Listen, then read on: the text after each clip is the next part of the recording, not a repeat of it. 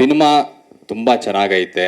ಸಿನಿಮಾದಲ್ಲಿ ಪ್ರತಿಯೊಂದು ಕಾಮಿಡೀಸ್ಗಳು ಈಗಿನ ಕಾಲದ ಯಂಗ್ಸ್ಟರ್ಸ್ಗೆ ಏನು ಬೇಕು ಆ ರೀತಿಯೇ ಪ್ರತಿಯೊಂದೂ ಬರ್ತಿರೋದು.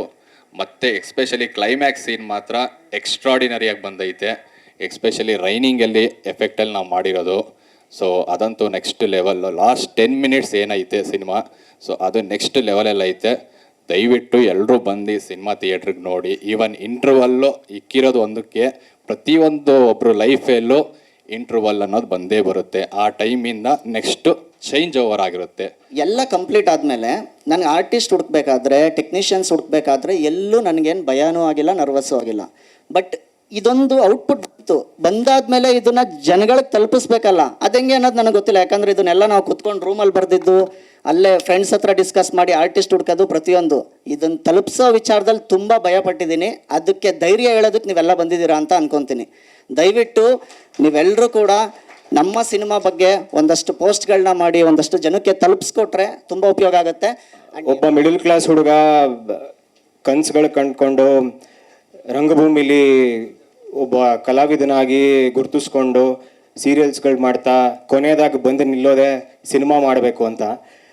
ಸೊ ಇಷ್ಟು ವರ್ಷಗಳ ಕನಸು ಇವತ್ತಿಗೆ ನನ್ನ ಮೊದಲನೇ ಸಿನಿಮಾದ ಟ್ರೈಲರ್ ರಿಲೀಸ್ ಸ್ಟೇಜ್ ಮೇಲೆ ನಿಂತಿದ್ದೀನಿ. ಇದಕ್ಕೆ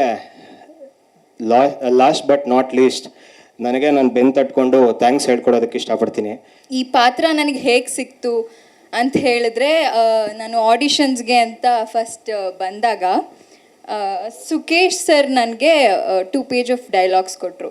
ಅವ್ರು ಹೇಳಿದ್ದೇನೆಂದರೆ, ಎಲ್ಲೂ ಬ್ರೇಕ್ ಮಾಡದೆ ಕಂಪ್ಲೀಟಾಗಿ ನೀವು ಮಾಡಬೇಕು, ಡೈಲಾಗ್ಸ್ ಹೇಗೆ ತಗೋತೀರಾ ನೋಡಬೇಕು ಅಂತ. ಸೊ ನಾನು ಪ್ರಿಪೇರ್ ಆದೆ. ನಾನು ಪ್ರಿಪೇರ್ ಆಗೋದಕ್ಕೆ ನಂಗೆ ಹೆಲ್ಪ್ ಮಾಡಿದ್ದು ನನ್ನ teacher Vinayak MN Rao sir. ನಾನು ಅವ್ರಿಗೆ ತುಂಬ ಥ್ಯಾಂಕ್ಸ್ ಹೇಳ್ತೀನಿ. ಆ್ಯಂಡ್ ಆಡಿಷನ್ಸ್ ತುಂಬ ಚೆನ್ನಾಗಿ ಮಾಡಿದೆ. I felt it. ಹಾಗೆ ಈ ಪಾತ್ರ ನನಗೆ ಸಿಕ್ತು. ಪಾತ್ರದ ಬಗ್ಗೆ ಹೇಳಬೇಕು ಅಂದರೆ, ಸಿಹಿ ಅನ್ನೋ ಒಂದು ಪಾತ್ರ ತುಂಬ ಸ್ವಾಭಿಮಾನಿ, ಇಂಡಿಪೆಂಡೆಂಟ್, ತನ್ನದೇ ಆದಂಥ ಒಂದು ಸಣ್ಣ ಸ್ಟಾರ್ಟಪ್ನ ಮಾಡಿರ್ತಾರೆ. ಶೀಸ್ ಅನ್ ಆಂಟ್ರಪ್ರಿನರ್. ಸೊ ಪಾತ್ರ ಇಷ್ಟು ತುಂಬ ಡಿಗ್ನಿಫೈಡ್ ಕ್ಯಾರೆಕ್ಟರ್ ಅದು. ಅಲ್ಲಿ ಹೀರೋನ ಮೀಟ್ ಮಾಡ್ತೀನಿ. ಸೊ ನನಗೂ ಹೀರೋ ಮಧ್ಯ ಏನೋ ಕೆಮಿಸ್ಟ್ರಿ ಬಿಲ್ಡ್ ಆಗುತ್ತೆ, ಸಮಥಿಂಗ್ ಹ್ಯಾಪನ್ಸ್, ಸ್ಟೋರಿ ಹಂಗೆ ಹೋಗುತ್ತೆ. ನೀವೆಲ್ಲ ಟ್ರೇಲರಲ್ಲಿ ನೋಡಿ ಇದ್ದೀರಾ ಅದನ್ನು. ಇಬ್ಬರು ಹೀರೋಯಿನ್ ಇದ್ದಾರೆ, ಇಬ್ಬರು ಬಂದು ಹೋಗ್ತಾರೆ, ಜೀವನ ಎಲ್ಲ ಅಲ್ಲಾಡಿಸ್ಬಿಟ್ಟು ಹೋಗ್ತಾರೆ. ನನಗೂ ಆ್ಯಕ್ಚುಲಿ ತುಂಬ ನರ್ವಸ್ ಆಗ್ತಾಯಿದೆ, ಏನು ಮಾತಾಡಬೇಕು ಅಂತ ಗೊತ್ತಾಗ್ತಾ ಇಲ್ಲ. ಇವಾಗ ಸಮುದ್ರಕ್ಕೆ ಇಳಿದ್ದೀನಿ, ಈಜಾಡೋದು ಕಲೀಲೇಬೇಕು.